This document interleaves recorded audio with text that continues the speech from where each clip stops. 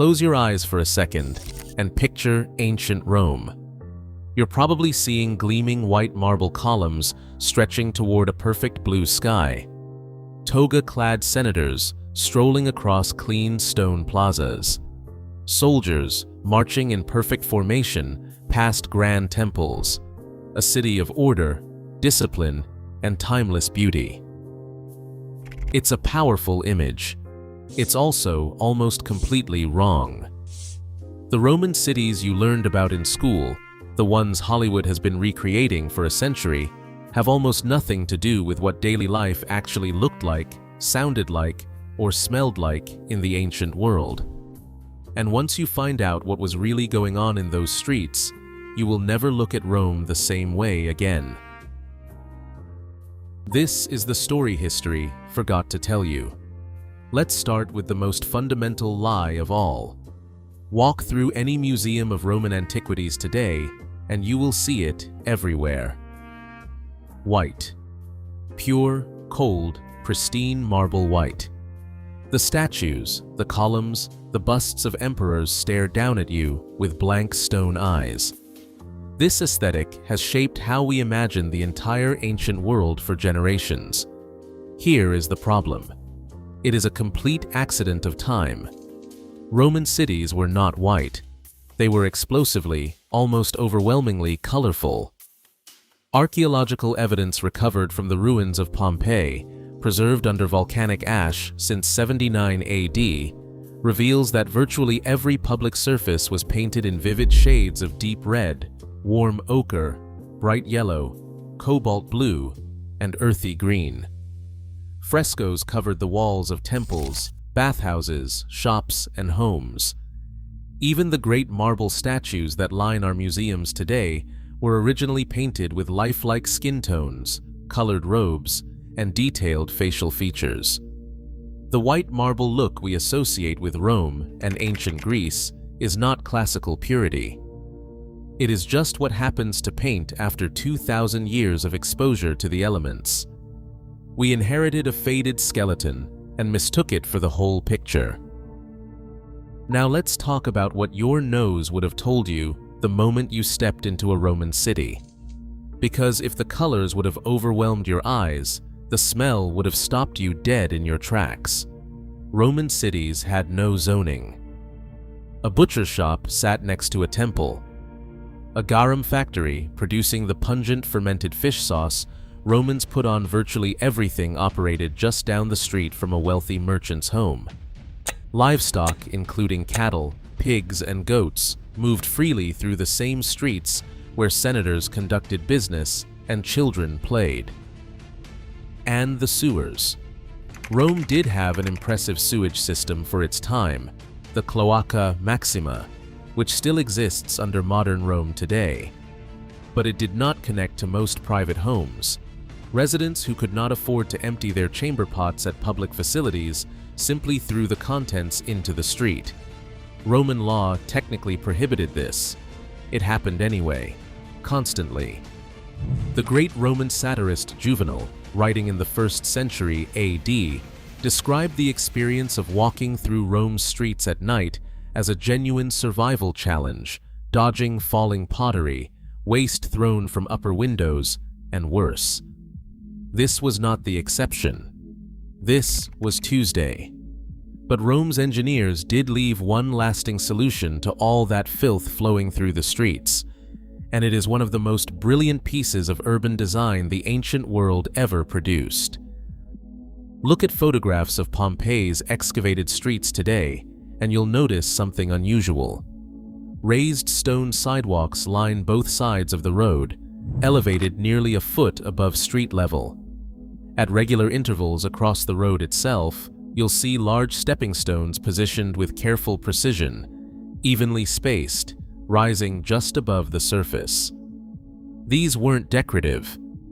They were functional infrastructure for a city where the roads regularly flooded with rainwater, runoff, and everything the population had deposited there throughout the day. The stepping stones allowed pedestrians to cross the street without setting foot in whatever was flowing below, while still being spaced wide enough apart that cartwheels could pass between them without obstruction. The ruts, worn into those Pompeii stones by thousands of cartwheels over decades, are still perfectly visible today. A physical record of an ancient traffic system that actually worked.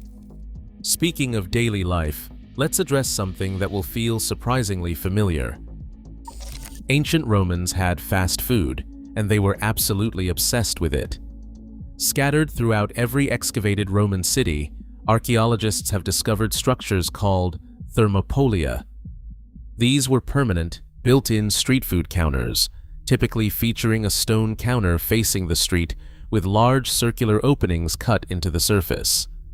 Inside those openings sat clay pots called dolia, kept warm from below and filled with food ready to serve to anyone passing by.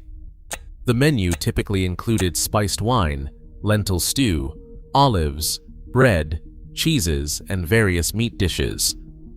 In Pompeii alone, archaeologists have identified over 80 separate thermopolia across the city's streets.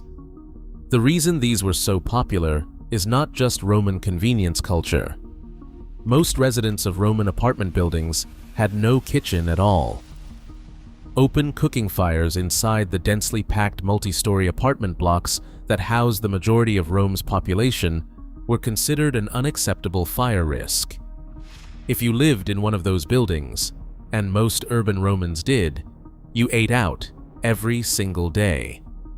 Those apartment buildings, called insulae, deserve their own conversation. Because while the wealthy elite of Roman society enjoyed spacious ground-floor townhouses with private gardens and running water, the vast majority of Rome's estimated 1 million residents lived in these towering multi-story blocks, and the reality of that life was genuinely precarious. Insulae regularly reached 5, 6, even 7 stories in height. The rent structure was inverted from what we know today. Wealthier tenants occupied the lower floors, which were more stable, cooler in summer, and had access to water from ground-level pipes. The higher you went, the cheaper the rent, and the more dangerous the conditions. Top-floor residents had no running water whatsoever. Every drop needed for cooking, drinking, and washing had to be carried up multiple flights of stairs in heavy clay jugs. Structural collapses were common enough that the Roman Emperor Augustus eventually set a legal height limit on new insulae construction. Fires were so frequent and so devastating that Augustus also created Rome's first professional fire brigade, the Vigiles, a corps of freedmen tasked specifically with patrolling the city and responding to blazes. They were kept very busy. Here's something that tends to genuinely surprise people when they first encounter it. At the height of its power, the city of Rome was one of the most ethnically and culturally diverse places on the entire planet. With a population exceeding 1 million people, Rome drew migrants, traders, enslaved people, soldiers, and merchants from every corner of the known world.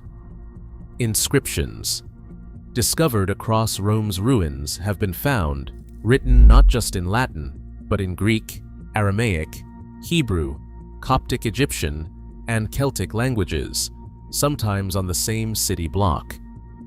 Distinct neighborhoods organized around ethnic and cultural communities developed organically across the city. There was a substantial Jewish community in Trastevere, a Syrian quarter, an Egyptian quarter centered around the cult of Isis. Traders from modern-day Britain, sub-Saharan Africa, and the Persian Gulf lived and worked in the same city simultaneously. The Roman Empire's extraordinary military reach meant that enslaved people were brought to Roman cities from virtually every territory the legions had ever entered. The streets of Rome were genuinely cosmopolitan in a way that would feel recognizable to anyone living in a major modern city today. But when the sun went down, the city transformed into something far more dangerous. Roman cities had no street lighting. None. When darkness fell, the streets of Rome became genuinely, completely black. The only light came from private torches carried by individuals, or the occasional lamp flickering in a shop window. For the wealthy, this was a manageable inconvenience. They simply did not go out after dark without a retinue of torchbearers and armed bodyguards. For everyone else, the night belonged to the street gangs, thieves, and opportunists who operated with near total impunity once the sun disappeared. Juvenal, the same writer who complained so vividly about the daytime chaos, was equally blunt about the nighttime reality. He described a solo walk through Rome after dark as essentially volunteering to be robbed, beaten, or worse, and he advised anyone sensible to make their will before attempting it. Even the Roman legal system acknowledged the problem. Laws around nighttime crimes carried different penalties because the darkness made identification of perpetrators nearly impossible.